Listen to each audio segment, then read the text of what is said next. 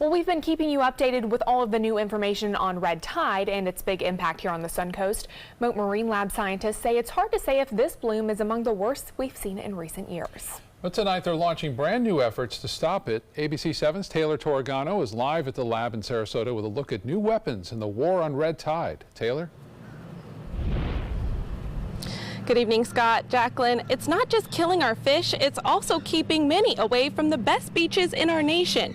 But good news, Mote says it's heard your sneezes and it's working around the clock to find a solution. From Siesta Key to Nokomis, Venice, it's even taking over as far south as Manasota Key and Boca Grande. I smell something else down the beach. This is the worst that I've seen. The scientists say this bloom has been present off and on since October, but in the last 2 weeks, the red tide has been particularly bad. Anytime we have a bloom that impacts people, we consider it, bad enough to study it and to try to figure out what we can do about it.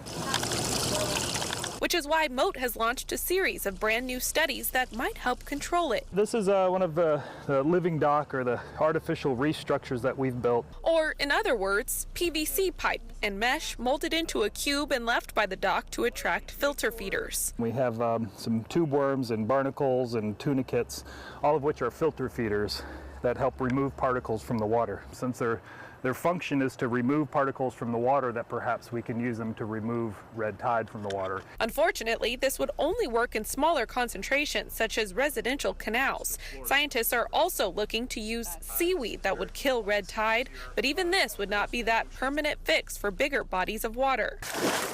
To think that you can do something in this large volume of water is very difficult. Our blooms can be 100 miles long and 50 miles wide, and that's a lot of area to cover to put anything on it. But they are confident that they will continue to make strides towards controlling it without harming the natural ecosystems. We'll never have a mitigation method that really works without research. Research is, to us at Mote, it's everything.